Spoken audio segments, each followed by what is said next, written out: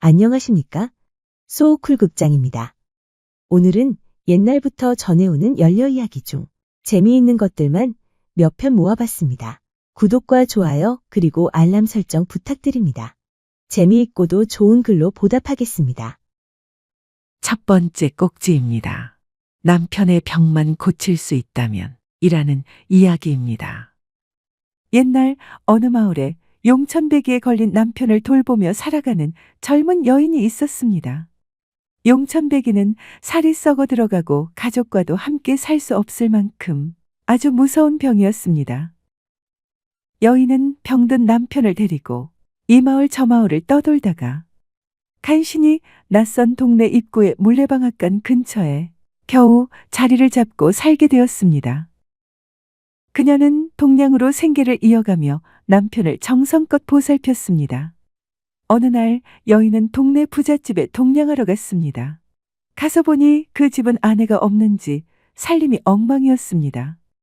여인은 그 집의 부엌을 말끔히 쓸고 부뚜막을 반들반들하게 닦아놓고는 집으로 돌아왔습니다.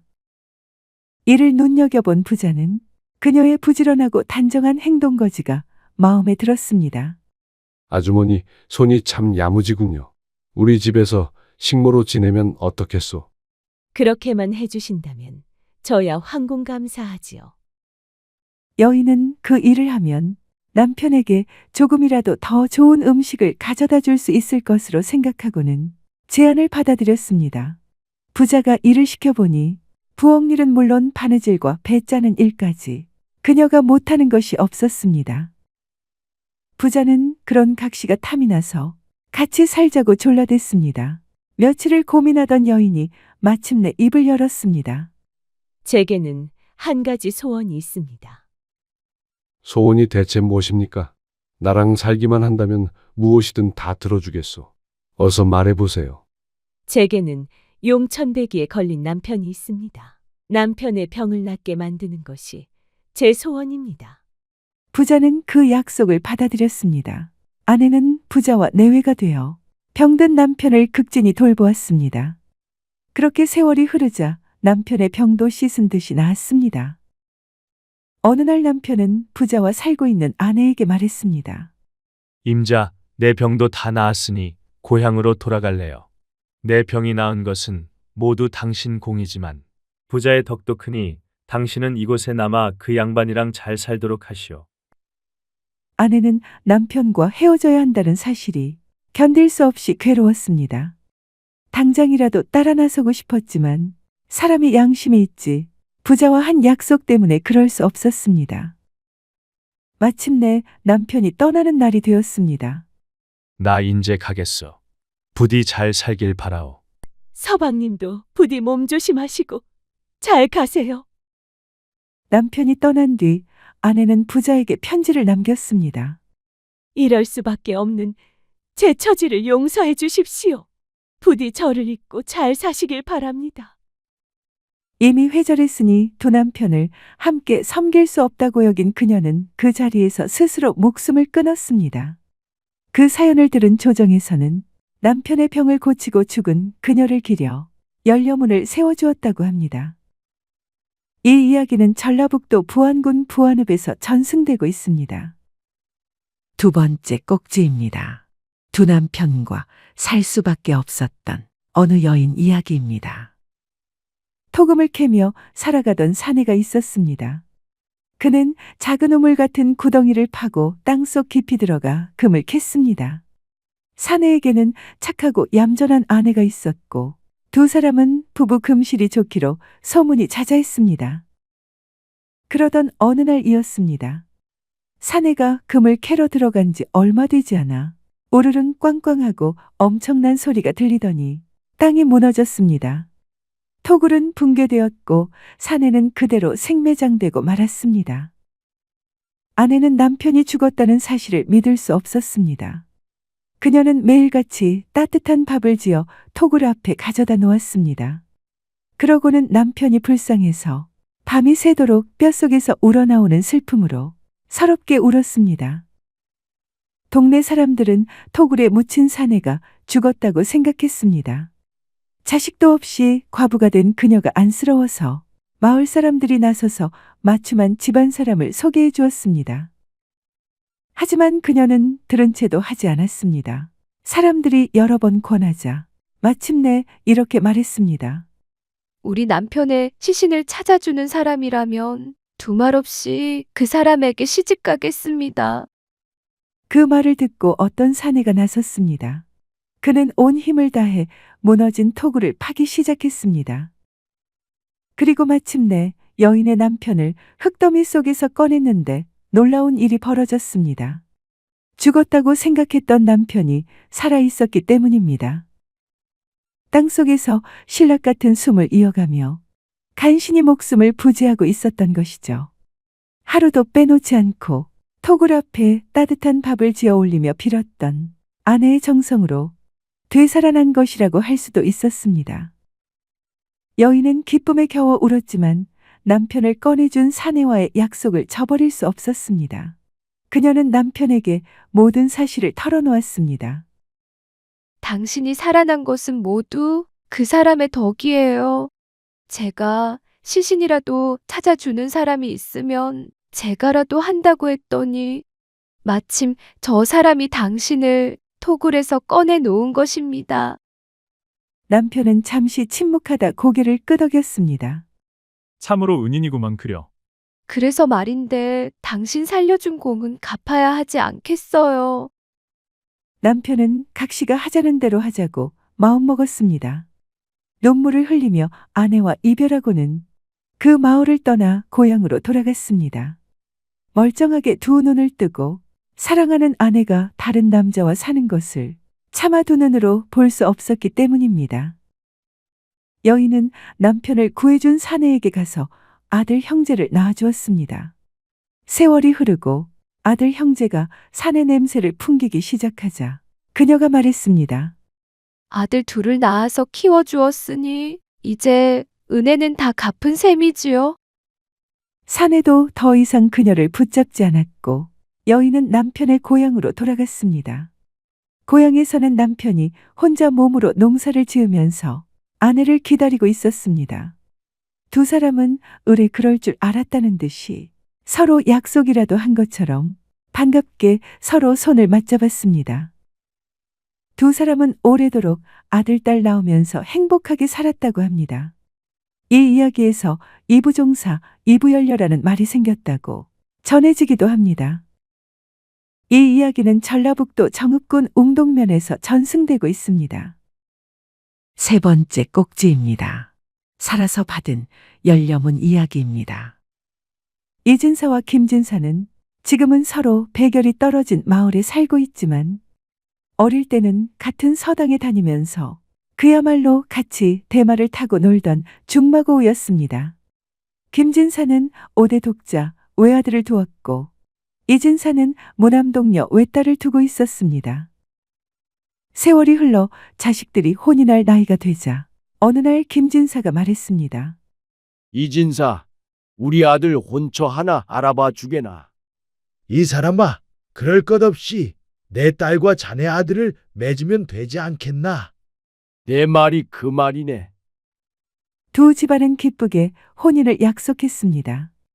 혼례를 하루 앞두고 김진사와 아들은 신부집으로 납치하러 길을 떠났습니다. 하지만 길이 늦어져 주막에서 하룻밤을 묵게 되었습니다. 그날 밤 사소한 일로 김진사와 주모 사이에 시비가 벌어졌습니다. 주모가 쌍욕을 하며 부친에게 달려들자 이를 보다 못한 아들이 몽둥이를 휘둘렀습니다. 그런데 이 일을 어떡합니까? 어디를 잘못 맞았는지 주모가 즉사하고 말았습니다. 아들은 살인죄로 관가에 잡혀갔습니다. 원님 앞에서 아들이 사정을 호소했습니다. 내일이 제 혼례 날입니다. 신부집에 한마디 말이라도 전하고 오게 해주십시오. 그 말을 듣고 딱하게 여긴 원님이 신랑의 청을 들어주었습니다. 신부집에 간 신랑이 처녀에게 말했습니다. 의도한 바는 아니었지만 이러저러한 일로 내가 살인 죄인이 되었고 쉽게 살아나오기 힘들 것 같소. 아직 정식 혼례를 치르지 않았으니 미안하지만 다른 사람에게 시집 가야겠소. 도령이 돌아간 뒤 처녀는 음식을 거부하고 드러누웠습니다. 며칠 후 처녀가 부모에게 말했습니다. 혼인했든 안 했든 저는 이미 그 집 사람입니다. 서방님을 살릴 방도가 저에게 있으니 300냥만 주십시오. 아버지로부터 돈을 받은 처녀는 남장하고 관가로 찾아갔습니다. 옥문을 지키는 두 포졸에게 각각 100냥씩을 나누어 준 다음 나머지 100냥으로 고기와 독주를 구해서 먹였습니다. 포졸들이 술에 취해 잠들자 그녀는 옥에 들어가 도령을 만났습니다. 당신은 오대독자 외아들입니다. 집안의 대를 끊는 대죄를 저지르게 할 수는 없습니다. 뒷일은 제가 다 알아서 할 테니 도련님은 걱정하지 말고 어서 집으로 가세요. 처녀는 자기가 입고 간 옷을 도령에게 입혀 옥에서 내보낸 후 자기는 도령의 옷을 입고 대신 옥에 남았습니다. 술에서 깬 포졸들은 아무것도 모른 채 죄인을 데려다 곤장을 쳤습니다. 그런데 곤장을 맞던 처녀가 아픔을 견디지 못해 그만 비명을 지르고 말았습니다. 그제야 죄인이 바뀐 것을 안 원님이 그 사정을 물었습니다. 그러자 처자가 원님에게 자초지종을 털어놓았습니다. 이 말을 들은 원님은 미래의 남편을 섬기는 낭자의 지극한 마음에 감동하여 풀어주었습니다. 나라에서 그 일을 듣고는 살아있는 연료라 하여 처녀에게 연료문을 하사했습니다. 본래 연료문은 죽어서나 받을 수 있는 것인데 살아서 받았으니 백성들이 그 문을 생연료문이라고 불렀습니다. 우여곡절 끝에 살아난 김진사댁 아들과 이진사댁 딸은 자식 많이 낳고 양가 부모에게 효도하며 오래오래 잘 살았다고 합니다. 이 이야기는 전라북도 정읍군 이평면에서 전승되고 있습니다. 네 번째 꼭지입니다. 연려와 연려 이야기입니다. 시골에 사는 선비가 있었습니다. 선비의 아내는 가난한 살림 속에서도 남편의 과거 공부를 극진히 뒷바라지했습니다. 하지만 남편은 번번이 낙방했습니다. 이번은 틀림없다고 아내에게 큰 소리를 치고 올라왔지만 또 낙방하고 말았습니다. 선비는 고개를 떨구고 맥없이 궁궐문 앞에 앉아 있었습니다. 그때 느닷없이 화살 하나가 날아와 궁궐문에 꽂혔습니다. 화살 끝에는 종이 한 장이 박혀 있었는데 이렇게 쓰여 있었습니다. 이 화살은 연료만이 뽑을 수 있다. 연료들이 모여들어 화살을 뽑아보려고 했지만 꿈쩍도 하지 않았습니다. 조정에서는 장안의 연료라고 소문난 사람을 다 데려와 뽑아보려 했지만 소용이 없었습니다. 그때 낙방선비는 출가한 노이를 떠올렸습니다. 일찍 혼자가 되었지만 정절을 지키며 살고 있었습니다. 선비는 현풍곽씨였는데 노이는 문중에서도 연료로 소문이 자자했습니다. 만약 누이가 화살을 뽑기만 한다면 그 덕으로 내가 벼슬자리 하나라도 얻을 수 있을지 누가 알겠어? 일단 고향에 내려가서 누이에게 사정해 봐야겠다. 집으로 내려온 선비는 아내에게 한양에서 있었던 일을 말해주었습니다. 장안의 연료는 말할 것도 없고 시골 연료까지 다 데려다가 뽑아도 화살이 끄떡하네요. 진짜 연료만 그 화살을 뺄 수 있는 거지. 혹시 화살만 뽑을 수 있다면 나한테 관직이라도 줄는지 누가 알아요? 그러자 아내가 대뜸 말했습니다. 제가 뽑을 수 있을 것 같은데요? 그게 무슨 말이요? 곰곰이 생각해보니까 내가 만난 남자가 스님까지 합해서 꼭 10명이네요. 그러니까 내가 바로 열녀 아닌가요? 무엇라고요?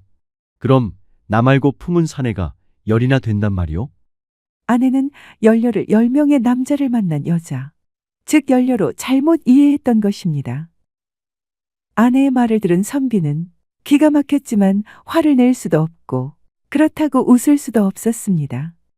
어떡합니까? 그래도 조강지처인데 달래가면서 데리고 살아야죠. 집을 나온 선비는 연료로 소문난 노이를 찾아가 궁궐 문 앞에 화살을 뽑아달라고 청했습니다.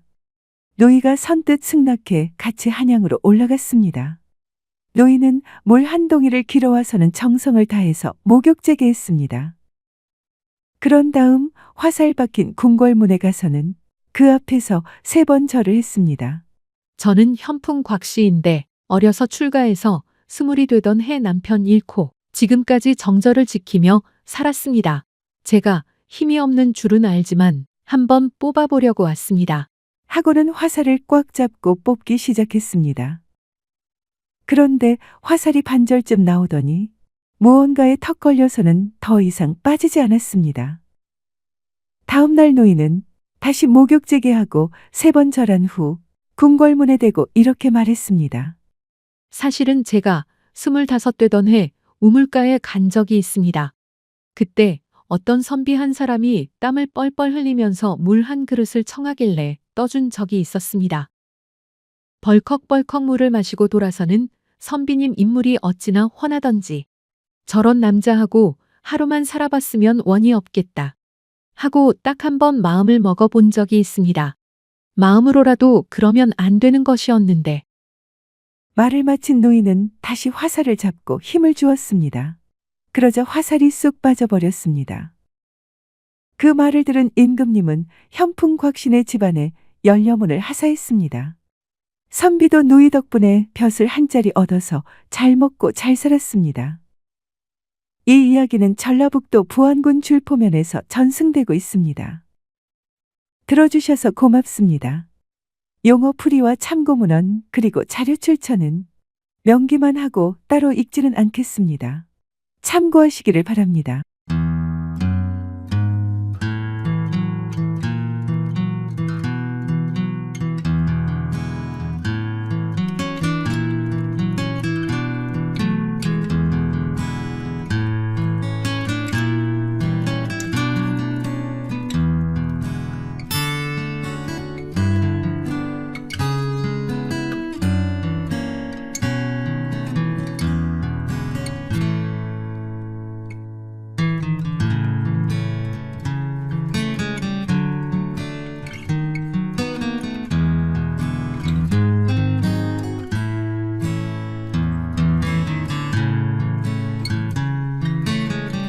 안녕하십니까?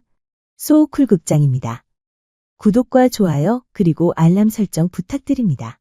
재미있고도 좋은 글로 보답하겠습니다. 김대감의 아들 김진사와 유승지의 딸 유초리의 혼례식은 사흘 동안 성대하게 이어졌다. 신랑 신부는 누가 봐도 부러울 정도로 선남선녀였다. 김대감의 아들은 훤칠한 키에 이미 초시에 합격한 1등 신랑감이었고 유승지의 딸 초리 역시 빼어난 미모에 사서삼경을 뗀 재원이라 남자였다면 장원급제감이었다. 17 건장한 체격의 새 신랑은 선녀 같은 새 신부를 하룻밤도 곱게 재우지 않았다. 2살 연상의 새 신부도 처음에는 서툴렀지만 곧 남편을 따라 음양의 조화에 서서히 적응하기 시작했다. 입동이 지난 어느 날 밤 만취한 김초씨가 밤늦게 집에 와서 방문을 열자마자 새색 씨의 치마 밑으로 기어들어갔다. 그런데 가쁜 숨을 몰아쉬던 신랑이 갑자기 조용해졌다. 처음에는 술 취해서 잠든 줄 알았는데 아무래도 이상했다. 신부가 조용히 몸을 빼고는 살펴보니 이걸 어쩌나. 신랑이 숨을 쉬지 않았다. 의원을 불러와 침을 놓아도 김초 씨는 깨어나지 않았다. 의원이 김초 씨의 죽음을 알리는 순간 복상사라니 병명을 듣자 초리는 숨이 멎는 듯했다. 절망에 빠진 새색 씨는 은장도를 꺼내 신랑을 따라 죽으려다 하녀에게 발각되어 미수에 그쳤다. 시아버지 김대감이 며느리의 등을 두드리며 말했다. 나도 피를 토하며 죽고 싶다마는 네 아들이 그걸 바라겠느냐. 너도 나도 굳건히 살아야 한다. 초리는 명운사에서 49제를 지내며 주지 스님의 설법에 마음을 조금씩 가다듬었다. 신랑의 49제가 끝난 지 얼마 지나지 않은 겨울밤, 별당에서 자던 유초리는 이상한 꿈을 꾸었다. 안개 낀 들판 한가운데 신랑 김초씨가 흰 도포 차림으로 서 있었다. 그 얼굴은 홀레날처럼 말끔했으나 눈빛만은 서늘하게 식어 있었다. 여보, 하고 부르는 소리에 그녀가 다가서자 김초씨가 고개를 저었다. 나는 이미 이승 사람이 아니니 더는 나를 붙들지 마시오. 내가 죽은 것은 당신 탓도 당신 죄도 아니오. 김초 씨는 잠시 침묵하다가 뜻밖의 말을 덧붙였다. 나 대신 당신 곁을 지킬 사람이 있어. 그 인연은 부처님의 그림자 아래서 만들어질 것이오. 잠에서 깨어난 초리는 식은땀에 젖어 있었다. 그날 이후로 초리는 밤마다 남편의 위패 앞에서 향을 피우되 예전처럼 오열하지 않았다. 어느덧 3년, 초리는 그동안 입었던 상복을 명운사에서 태워 연기를 하늘로 보냈다. 유초리는 신방을 차렸던 별당에 혼자 기거하며 아침이면 안채로 가서 시아버지께 문안 인사를 드리고 부엌에 가서 찬물을 도왔다가 저녁이 되면 다시 별당으로 돌아가곤 했다. 한 달에 2번 보름과 초하루가 되면 하녀를 데리고 남편의 위패를 모셔둔 명운사에 가는 것이 유일한 외출이었다. 하루는 김대감이 친구이자 사돈인 유승지를 찾아갔다. 사랑방에서 술잔을 주고받다. 김대감이 조심스럽게 며느리 얘기를 꺼냈다. 며느리 보는 내가 애간장이 타서 죽을 지경이요. 이제 탈상도 했으니. 말이 끝나기도 전에 유승지가 화를 벌컥 냈다. 김대감, 무슨 소리를 하는 게요? 그것은 당신 집안의 수치일 뿐 아니라 우리 집안에도 먹칠을 하는 거요. 김대감은 집에 돌아오는 길에 주막에서 하염없이 술을 마시다 벽에 기대어 잠이 들었다. 주모가 말했다.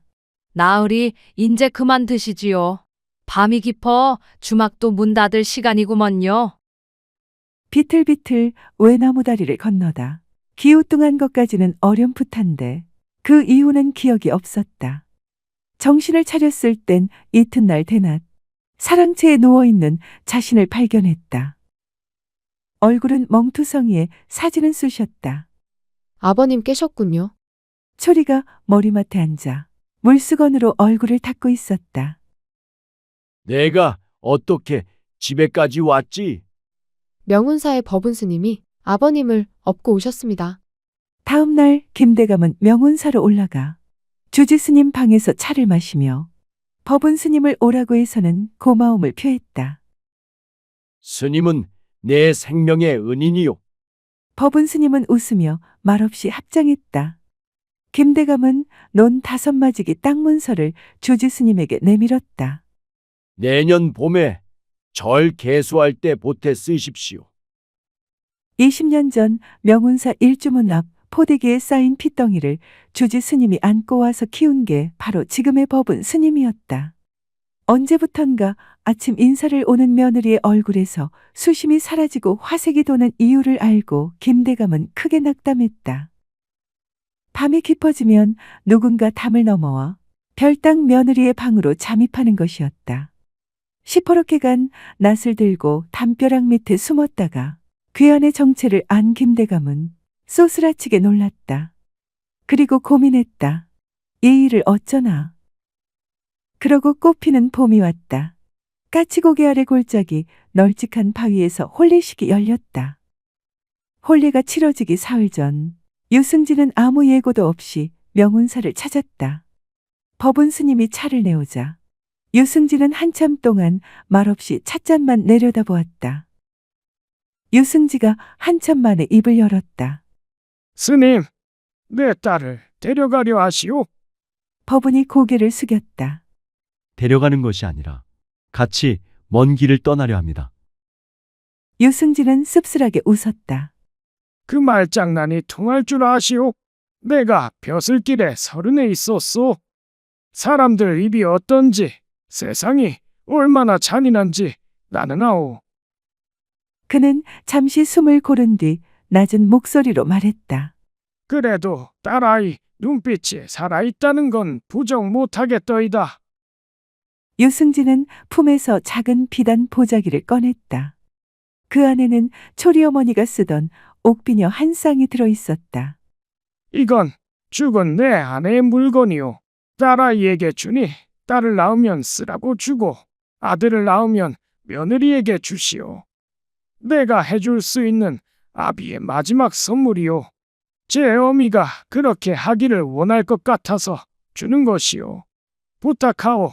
어디 가서도 천한 여자 소리는 듣지 말게 해주시오. 법은 스님은 두 손으로 비단 보자기를 받으며 합장했다. 그날 밤 유승진은 절 아래 주막에서 혼자 술을 마셨다. 그리고 다음 날 새벽 아무에게도 들키지 않고 한강 나루를 건너 돌아갔다. 혼례날 신부 유철이 신랑 법은 스님은 김대감과 유승지가 지켜보는 가운데 맑은 물 한 그릇 떠놓고 명운사 주지를 모시고 혼례를 치렀다. 식이 끝나자 신랑 신부는 까치고개를 넘어 멀리 사라졌다. 남은 세 사람은 까치고개에 있는 주막으로 갔다. 해가 기울 무렵이라 그런지 손님이 없었다. 부엌에서는 묵은 장작 냄새와 술 냄새가 섞여 나왔다. 세 사람은 말없이 앉아 막걸리만 따랐다. 유승지가 먼저 잔을 들었다. 오늘 혼례는 참으로 기이했소. 김대감은 아무 말도 없었다. 주모가 안주 한 접시를 내려놓고 물러났다. 잠시 정적이 흘렀다. 유승지가 조용히 입을 열었다. 오늘 혼례를 보니 부부란 이름보다도 먼저 사람으로 살아야 한다는 걸 이제야 알겠습니다. 김대감이 낮게 웃었다. 나도 마찬가지요. 며느리 눈에서 수심이 거친 날부터 내가 지켜온 문 중에 법도란 게 사람 하나 제대로 못 살리는 껍데기라는 걸 알았소. 명운사 주지가 막걸리 대신 물그릇을 들며 말했다. 세상에는 사람 죽이는 혼례도 있고 사람 살리는 혼례도 있는 법이지요. 주지의 말에 김대감과 유승진은 아무 말 없이 고개를 끄덕였다. 막걸리 한 주전자가 비워질 즈음 유승지가 마지막으로 말했다. 그 아이들 어디 가서든 살아남겠지요. 김대감이 잔을 들었다. 서로가 서로를 건져 올렸으니 이제는 세상이 어찌하든 서로를 달래가면서 견뎌낼 겁니다. 세 사람은 더 이상 말을 잇지 않았다. 밖에서는 까치가 울고 해는 까치고개 너머로 완전히 넘어가고 있었다. 신랑 신부의 담보찜 속에는 조선 팔도강산 어디든지 정착하여 논밭 20여 마지기를 살 수 있는 돈이 들어있었다. 남쪽으로 가다가 해질녘 어딘지도 모르고 들어간 주막에서 부부로서는 처음으로 겸상해서 저녁을 먹었다. 초리가 갑자기 숟가락을 내려놓고 고개를 숙였다. 속이 조금 메스껍습니다. 법은이 놀라 그녀를 보았다. 어디 아프십니까? 초리가 미소 지으며 고개를 저었다. 아닙니다. 요 며칠간 밤만 보면 이렇습니다. 잠시 침묵이 흘렀다. 법은은 아무 말 없이 두루마기를 벗어 초리의 어깨에 덮어주었다. 그날 밤 초리는 달빛이 비치는 창가에 앉아 손을 배 위에 얹었다. 차갑지도 따뜻하지도 않은 고요한 감각이 손바닥에 전해졌다. 멀리서 까치가 울었다. 초리는 속으로만 말했다. 내가 오면 너는 누구의 핏줄이 아니라 나와 저분을 구원하는 불보살이 될 것이다. 다음 날 새벽 두 사람은 일어나 남쪽으로 길을 떠났다. 열흘 뒤 남쪽 바닷가 이름도 없는 작은 고을에 젊은 부부가 나타났다. 부부는 초가 삼간을 구매하고 논밭을 장만하더니 소리 소문 없이 아들을 낳고는 조용히 살았다. 한 번은 큰 홍수가 났는데 부부가 나서서 제 논을 허물어 물길을 터주었다. 그 일로 부부는 한 해의 농사를 망쳤지만 덕분에 마을 사람들의 농사는 망치지 않았다. 그래서 그런지 그해 가을 마을 사람들이 살인문 앞에 쌀자루를 몰래 두고 갔다. 언제부터인지는 몰라도 그 고을에는 춥고 배고픈 사람이 없게 됐다. 누가 배를 고른다는 소문이 들리면 그 집 마당에 쌀가마니가 턱하고 놓여 있었기 때문이었다. 가져다 놓은 사람이 누군지는 아무도 몰랐는데 아무도 누군가 알려고 하지 않았다. 들어주셔서 고맙습니다. 용어 풀이와 참고 문헌 그리고 자료 출처는 명기만 하고 따로 읽지는 않겠습니다. 양지해 주시기를 바랍니다.